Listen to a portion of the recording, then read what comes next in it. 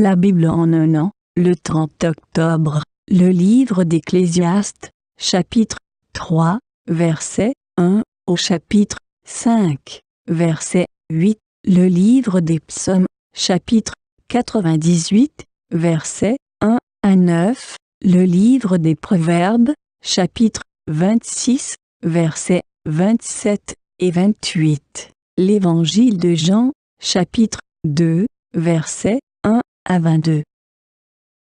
Ecclésiaste, chapitre 3.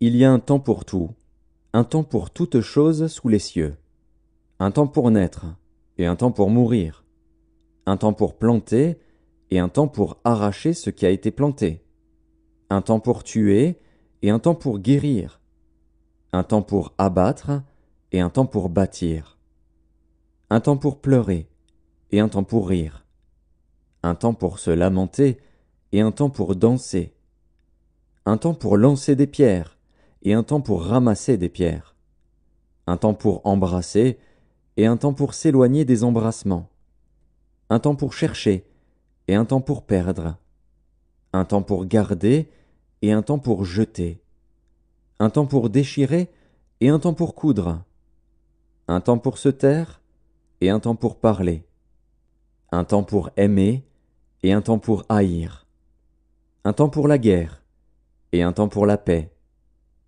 Quel avantage celui qui travaille retire-t-il de sa peine? J'ai vu à quelle occupation Dieu soumet les fils de l'homme. Il fait toutes choses bonnes en son temps. Même il a mis dans leur cœur la pensée de l'éternité, bien que l'homme ne puisse pas saisir l'œuvre que Dieu fait, du commencement jusqu'à la fin. J'ai reconnu qu'il n'y a de bonheur pour eux qu'à se réjouir et à se donner du bien-être pendant leur vie, mais que, si un homme mange et boit et jouit du bien-être au milieu de tout son travail, c'est là un don de Dieu. J'ai reconnu que tout ce que Dieu fait durera toujours, qu'il n'y a rien à y ajouter et rien à en retrancher, et que Dieu agit ainsi afin qu'on le craigne. Ce qui est a déjà été, et ce qui sera a déjà été, et Dieu ramène ce qui est passé. J'ai encore vu sous le soleil qu'au lieu établi pour juger il y a de la méchanceté, et qu'au lieu établi pour la justice il y a de la méchanceté. J'ai dit en mon cœur, Dieu jugera le juste et le méchant, car il y a là un temps pour toute chose et pour toute œuvre. J'ai dit en mon cœur, au sujet des fils de l'homme, que Dieu les éprouverait, et qu'eux-mêmes verraient qu'ils ne sont que des bêtes. Car le sort des fils de l'homme et celui de la bête sont pour eux un même sort. Comme meurt l'un, ainsi meurt l'autre. Ils ont tous un même souffle, et la supériorité de l'homme sur la bête est nulle, car tout est vanité. Tout va dans un même lieu, tout a été fait de la poussière, et tout retourne à la poussière. Qui sait si le souffle des fils de l'homme monte en haut, et si le souffle de la bête descend en bas dans la terre? Et j'ai vu qu'il n'y a rien de mieux pour l'homme que de se réjouir de ses œuvres, c'est là sa part. Car qui le fera jouir de ce qui sera après lui? Ecclésiaste, chapitre 4. J'ai considéré ensuite toutes les oppressions qui se commettent sous le soleil. Et voici, les opprimés sont dans les larmes, et personne qui les console. Ils sont en butte à la violence de leurs oppresseurs, et personne qui les console. Et j'ai trouvé les morts qui sont déjà morts plus heureux que les vivants qui sont encore vivants, et plus heureux que les uns et les autres celui qui n'a point encore existé et qui n'a pas vu les mauvaises actions qui se commettent sous le soleil. J'ai vu que tout travail et toute habileté dans le travail n'est que jalousie de l'homme à l'égard de son prochain. C'est encore là une vanité et la poursuite du vent. L'insensé se croise les mains et mange sa propre chair. Mieux vaut une main pleine avec repos que les deux mains pleines avec travail et poursuite du vent. J'ai considéré une autre vanité sous le soleil. Tel homme est seul et sans personne qui lui tienne de près, il n'a ni fils ni frère, et pourtant son travail n'a point de fin et ses yeux ne sont jamais rassasiés de richesse. Pour qui donc est-ce que je travaille, et que je prive mon âme de jouissance? C'est encore là une vanité et une chose mauvaise. Deux valent mieux qu'un, parce qu'ils retirent un bon salaire de leur travail. Car, s'ils tombent, l'un relève son compagnon, Mais malheur à celui qui est seul et qui tombe, sans avoir un second pour le relever. De même, si deux couchent ensemble, ils auront chaud. Mais celui qui est seul, comment aura-t-il chaud? Et si quelqu'un est plus fort qu'un seul, les deux peuvent lui résister, et la corde à 3 fils ne se rompt pas facilement. Mieux vaut un enfant pauvre et sage qu'un roi vieux et insensé qui ne sait plus écouter les avis. Car il peut sortir de prison pour régner, et même être né pauvre dans son royaume. J'ai vu tous les vivants qui marchent sous le soleil entourer l'enfant qui devait succéder au roi et régner à sa place. Il n'y avait point de fin à tout ce peuple, à tous ceux à la tête desquels il était. Et toutefois, ceux qui viendront après ne se réjouiront pas à son sujet, car c'est encore là une vanité et la poursuite du vent. Ecclésiaste, chapitre 5. Prends garde à ton pied. Lorsque tu entres dans la maison de Dieu, approche-toi pour écouter, plutôt que pour offrir le sacrifice des insensés, car ils ne savent pas qu'ils font mal. Ne te presse pas d'ouvrir la bouche, et que ton cœur ne se hâte pas d'exprimer une parole devant Dieu. Car Dieu est au ciel, et toi sur la terre. Que tes paroles soient donc peu nombreuses. Car, si les songes naissent de la multitude des occupations, la voix de l'insensé se fait entendre dans la multitude des paroles. Lorsque tu as fait un vœu à Dieu, ne tarde pas à l'accomplir, car il n'aime pas les insensés. Accomplis le vœu que tu as fait. Mieux vaut pour toi ne point faire de vœu que d'en faire un et de ne pas l'accomplir.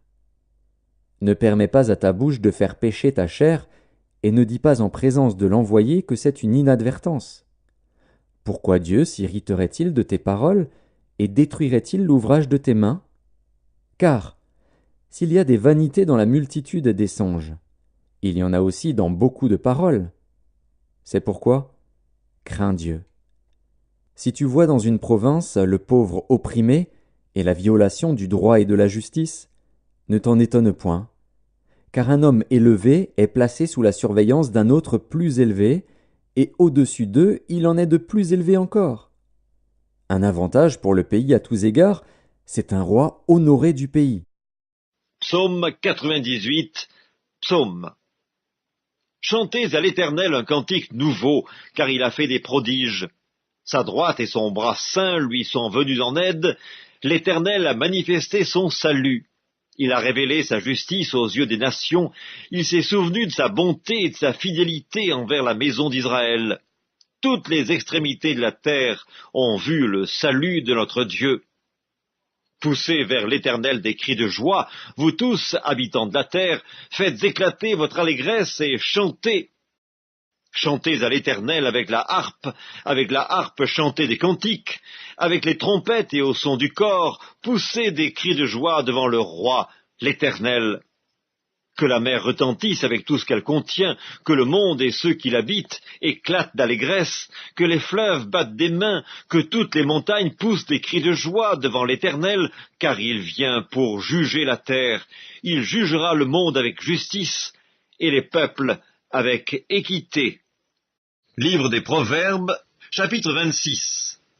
Celui qui creuse une fosse y tombe, et la pierre revient sur celui qui la roule. La langue fausse a de la haine pour ceux qu'elle écrase, et la bouche flatteuse prépare la ruine. Évangile de Jean, chapitre 2. 3 jours après, il y eut des noces à Cana en Galilée. La mère de Jésus était là, et Jésus fut aussi invité aux noces avec ses disciples. Le vin ayant manqué, la mère de Jésus lui dit : « Ils n'ont plus de vin. » Jésus lui répondit : « Femme, qu'y a-t-il entre moi et toi ? Mon heure n'est pas encore venue. » Sa mère dit au serviteur : « Faites ce qu'il vous dira. » Or, il y avait là 6 vases de pierre, destinés aux purifications des Juifs, et contenant chacun 2 ou 3 mesures. Jésus leur dit : « Remplissez d'eau ces vases. » Et ils les remplirent jusqu'au bord. « Puisez maintenant, leur dit-il, et portez-en à l'ordonnateur du repas. » Et ils en portèrent. Quand l'ordonnateur du repas eut goûté l'eau changée en vin, ne sachant d'où venait ce vin, tandis que les serviteurs, qui avaient puisé l'eau, le savaient bien, il appela l'époux et lui dit : « Tout homme sert d'abord le bon vin, puis le moins bon après qu'on s'est enivré. Toi, tu as gardé le bon vin jusqu'à présent. » Tel fut, à Cana en Galilée, le premier des miracles que fit Jésus. Il manifesta sa gloire, et ses disciples crurent en lui. Après cela, il descendit à Capernaüm, avec sa mère, ses frères et ses disciples, et ils n'y demeurèrent que peu de jours. La Pâque des Juifs était proche, et Jésus monta à Jérusalem. Il trouva dans le temple les vendeurs de bœufs, de brebis et de pigeons, et les changeurs assis. Ayant fait un fouet avec des cordes, il les chassa tous du temple, ainsi que les brebis et les bœufs. Il dispersa la monnaie des changeurs, et renversa les tables. Et il dit aux vendeurs de pigeons, « Ôtez cela d'ici, ne faites pas de la maison de mon père une maison de trafic. » Ses disciples se souvinrent qu'il est écrit, « Le zèle de ta maison me dévore. » Les Juifs, prenant la parole, lui dirent, « Quel miracle nous montres-tu pour agir de la sorte ?» Jésus leur répondit, « Détruisez ce temple, et en 3 jours je le relèverai. » Les Juifs dirent, « Il a fallu 46 ans pour bâtir ce temple, et toi, en 3 jours tu le relèveras. » Mais il parlait du temple de son corps. C'est pourquoi, lorsqu'il fut ressuscité des morts, ses disciples se souvinrent qu'il avait dit cela, et ils crurent à l'écriture et à la parole que Jésus avait dite.